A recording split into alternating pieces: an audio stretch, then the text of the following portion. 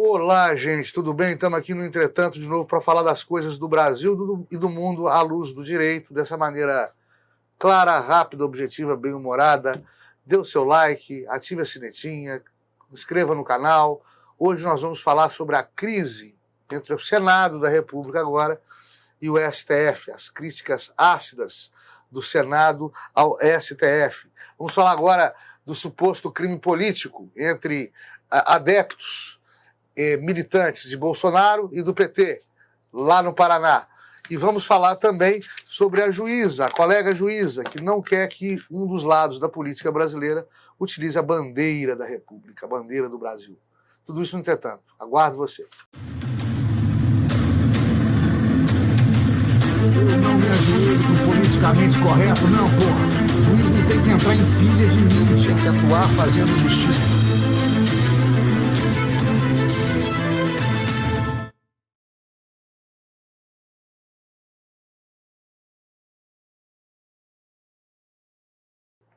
Antes que me perguntem, eu me submeti a um pequeno procedimento cirúrgico através de excelentes profissionais em Belo Horizonte. Precisei raspar o cabelo, mas está tudo bem, graças a Deus, estamos aí juntos, firmes e com saúde, tocando Entretanto para vocês hoje. Tá? Então não se preocupem não com essa carequinha aí, que ela é provisória, ela é passageira, tá bom? Foi só para realizar um procedimento, realmente. Estamos todos bem e com Deus e com saúde. Gente, houve uma audiência pública no Senado Federal para questionar o ativismo judicial, o pró-ativismo judicial, com vieses político-ideológicos, vem sendo muito comentado por todos os setores da sociedade e supostamente protagonizado pelo STF.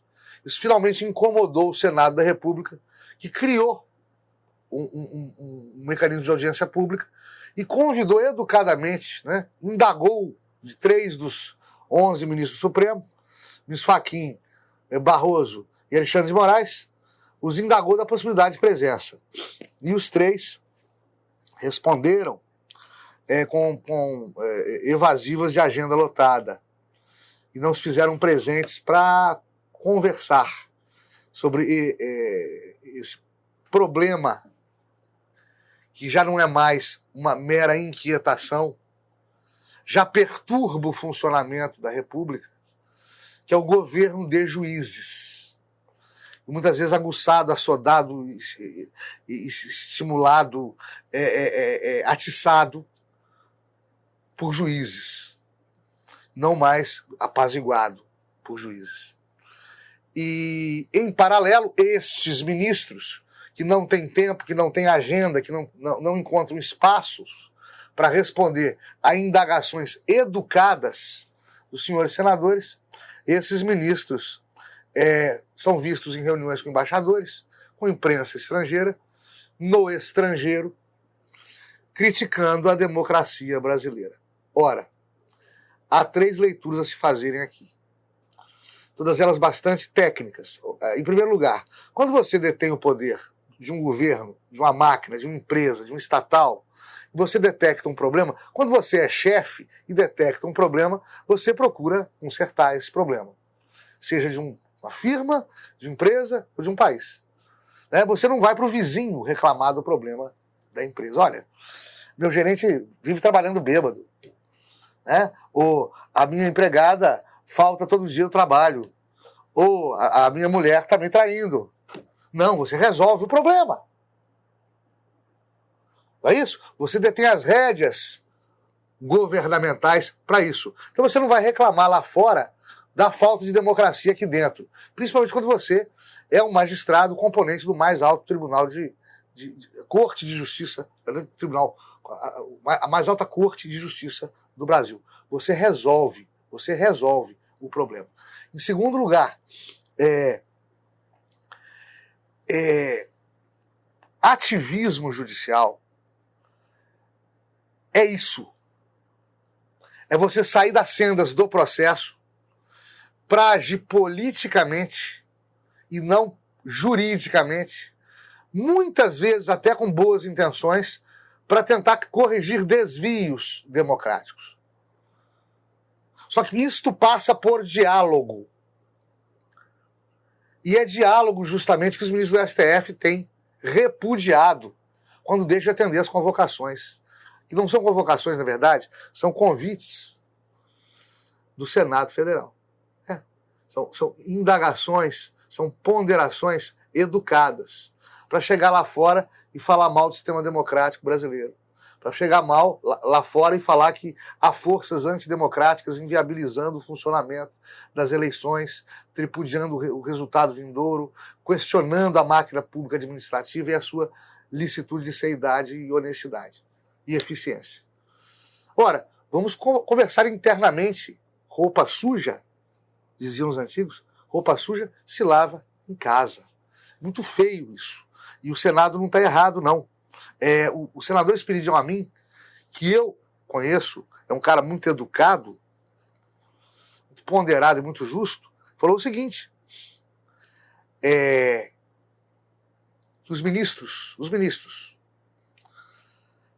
convidados se negam a responder indagações respeitosas do Congresso, negam prestar contas respeitosas ao Congresso, para mentir, para faltar com a verdade perante jornalistas estrangeiros. Esse senador Espiridião Amin falou, fui eu. A gente vai ficando velho, vai passando por isso, né? Vendo coisas surpreendentes. Um senador da República acusando ministros do STF de faltar com a verdade, de mentir. A gente vai presenciando de tudo, é lamentável, e vai solapando a República. No Paraná, 2 idiotas se mataram em troca de tiro. Né? Aquela velha história. Foi política. Não necessariamente foi política. Meu velho pai, finado saudoso velho pai, ele era advogado criminalista também.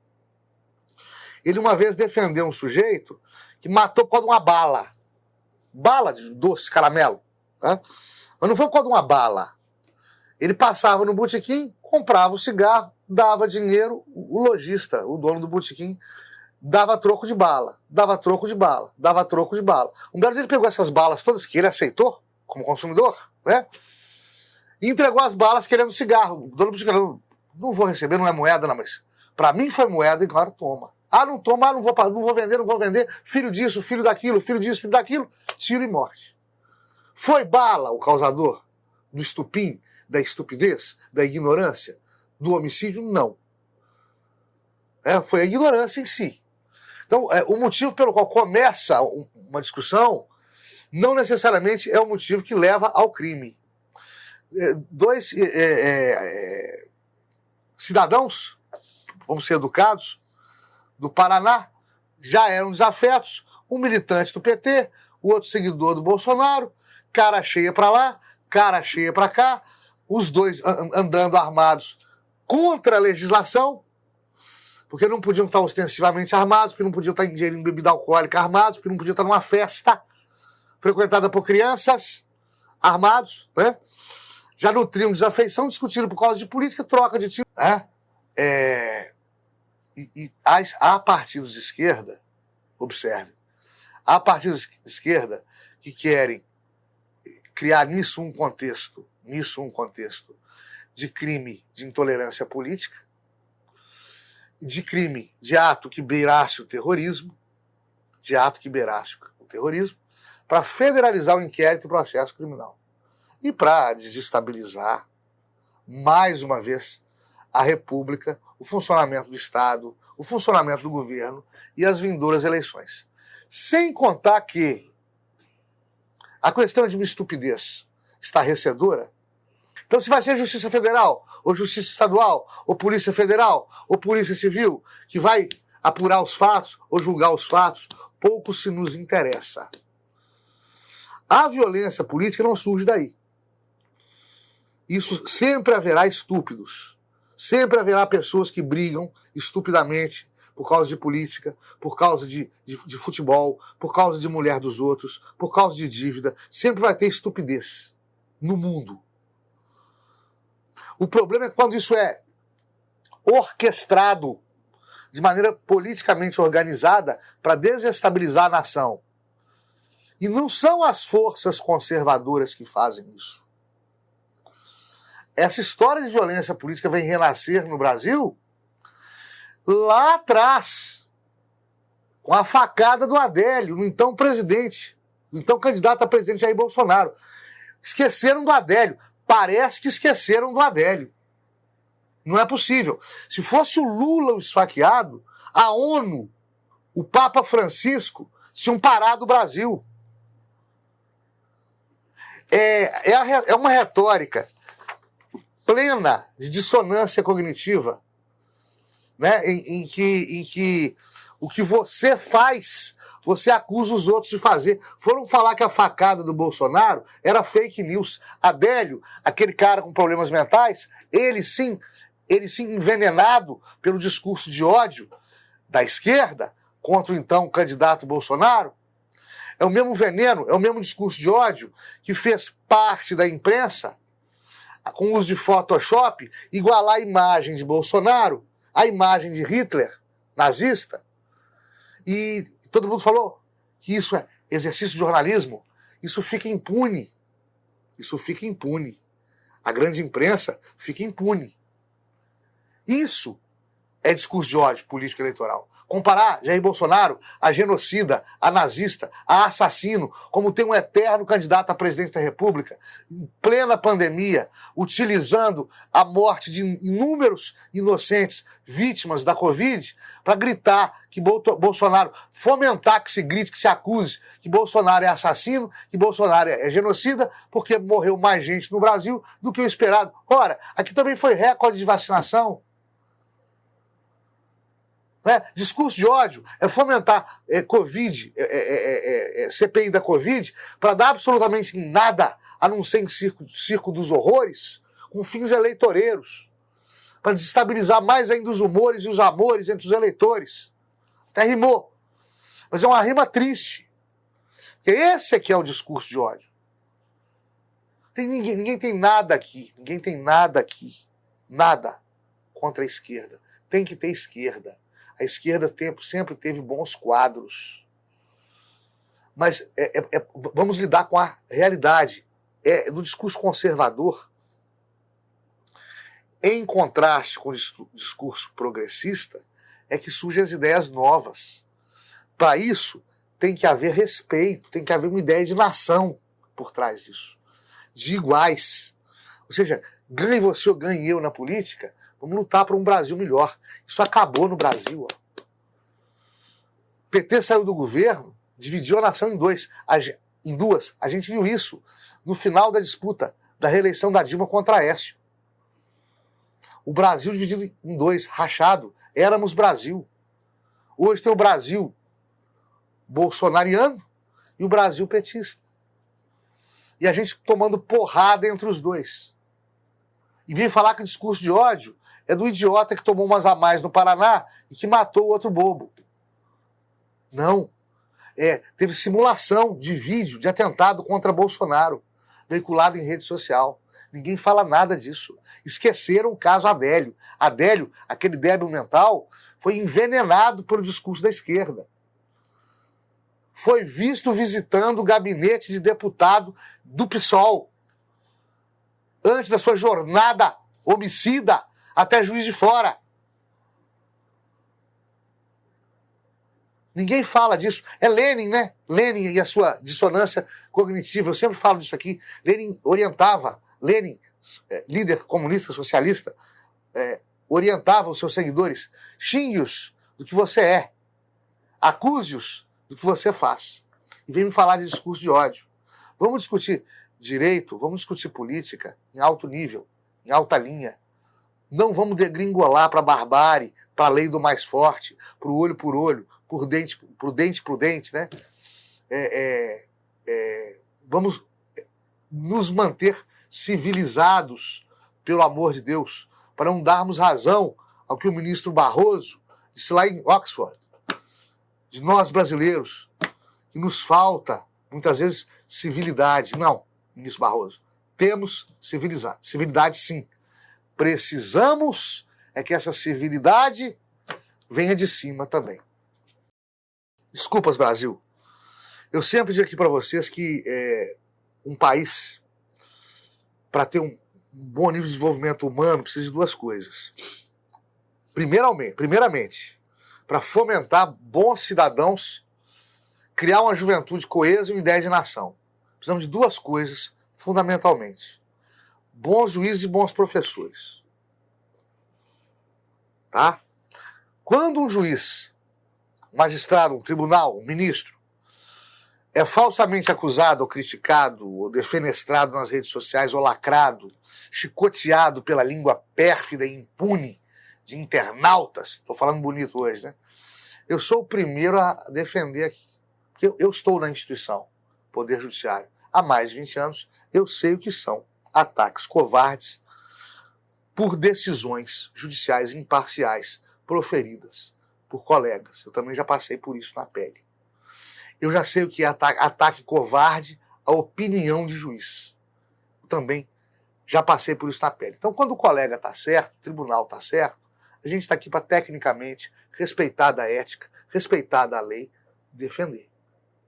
Aquela juíza de Santa Catarina, que foi ouvir uma menor, juíza minorista, foi ouvir a menor, com direito ao abortamento legal, que foi politizada indevidamente, criticada indevidamente por cumprir o dever dela. Defendi aqui e defenderei até a morte, porque ela estava cumprindo o que a lei manda, o que o ECA, o Estatuto da Criança e do Adolescente, manda. Agora, a nossa obrigação também é criticar dentro da ética e da lei, porque a gente procura informar imparcialmente aqui no Entretanto. Esse programa é apresentado por um juiz jurista e escritor, né? Que a primeira obrigação dele, né, no programa é informar, sem deformar a opinião. Quando há o erro, respeitada a ética e a lei, a gente acusa o erro. Não dá para ficar fazendo fisiologismo aqui, espírito de corpo. Ah, só porque é um colega juiz, é um tribunal, é o STF, não pode falar. Não, vamos falar. Nós temos licença pedagógica e jornalística e legal para isso aqui. E meus antepassados morreram em campos de batalha, saíram exilados de suas pátrias para defenderem suas liberdades. E eu não deixarei que elas sejam aviltadas, que elas sejam oprimidas por ameaças truculentas, venham de onde forem. Então nós estamos aqui para manifestar a opinião à luz do direito. E quando vem uma colega, dessa vez do Rio Grande do Sul, e menciona no seu discurso a possibilidade de proibir o uso da imagem da bandeira nacional, por um lado da política, das eleições que avizinham, realmente ela fala besteira. Ela fala conversa para boi dormir, tertúlia para dormitar bovino, como dizia meu velho professor, grande mestre de processo civil, o desembargador José Marrara.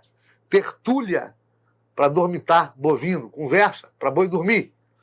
O uso da bandeira, do pavilhão nacional, como queira, colega juíza do Rio Grande do Sul, não vou falar o nome da senhora, está disciplinado por lei federal, tem muito tempo. Desde que não amesquinhe a imagem do pavilhão e, via de consequência, um dos símbolos maiores da nossa república, da nossa nação, pode ser usado com altivez por qualquer pessoa, em qualquer situação, em qualquer evento. Mediante determinadas regras. E usa quem quer. É um direito do brasileiro defraudar a bandeira brasileira. É um direito que não vai ser perdido, porque tem um lado da política que não gosta de deflagrar bandeira nacional, que gosta de deflagrar a bandeira vermelha, de foice, de martelo, do raio que te parta. Se não gosta de bandeira do Brasil, tem gente que gosta. Não tem que proibir absolutamente nada. Aliás, toda hora, toda vez que o juiz sai dos 4 cantos delimitados do processo, do campo de jogo da Constituição Federal, das temáticas e matérias que lhe são submetidas dentro dos seus afazeres cotidianos, geralmente o juiz faz besteira. É isso que chamo de ativismo judicial imoderado. É o exemplo que vem de cima. Está começando a contaminar juízes e tribunais inferiores aqui embaixo. Olha o perigo, Brasil. Eu já tive, por exemplo, eu tenho um colega muito trabalhador, muito sábio, muito injustiçado. Eu também sei de casos do Arco da Velha, são mais de 20 anos de carreira. Colega tentando impedir padre de badalar o sino para chamar para a missa, domingo de manhã. Colega tentando impedir menino de sair à noite para passear, impondo toque de recolher noturno. Colega querendo impedir imagem do crucifixo no salão do júri de comarca. Colega tentando influenciar tamanho de nota de 200. Isso aí foi recente, todo mundo soube. Mandar o governo modificar o tamanho da nota de 200. Isso aconteceu no Brasil recente, na República recente. Toda hora que juiz sai da sua jurisdição para suprimir liberdades, ele está erradíssimo. Tudo bem, o juiz moderno pode e deve realizar ações positivas para melhorar a sociedade e evitar problemas fora do processo, preventivamente. Eu faço muito isso, mas suprimir liberdades, nunca. Outra coisa, nós lidamos com a palavra. A palavra muitas vezes nos falha. A palavra muitas vezes é errática. A palavra muitas vezes é equívoca. A gente pensa uma coisa, fala outra, fala no momento impensado, fala alguma insensatez. Acontece com todo mundo que fala de improviso. Acontece. Agora, em cima do erro, perniciosamente, manter o equívoco é imperdoável. É por isso que existem as erratas. Então, quando a gente se equivoca, a gente anuncia o nosso erro e o corrige, e o retifica, e não o ratifica. Portanto, ninguém vai impedir você, brasileiro, você, brasileira, nos próximos meses, ou nos próximos anos, ou para o resto da sua vida, usar e abusar da boa imagem do pavilhão, da bandeira nacional, para os seus ideais cívicos, para os seus ideais nacionais, de orgulho ao país ao qual você pertence, porque espelha a sua comunidade, os seus costumes e dos seus antepassados. É o que nos dá espírito de pertencimento sobre o nosso país. É isso que nos falta, às vezes, no Brasil. Espírito de pertencimento. Nós estamos perdendo os nossos jovens para outras nações mais prósperas, migrando cada vez mais frequentemente, migrando cada vez mais cedo. Porque lhes falta pertencimento. Aí quando há uma ideia de pertencimento ao redor de um ideal de patriotismo, espelhado na imagem da bandeira, vem magistrado falar besteira. Até rimou de novo. Tá vendo? A rima de novo, muito triste. Até a próxima. Fiquem todos com Deus. Dê o seu like, clique na sinetinha e inscreva-se no canal.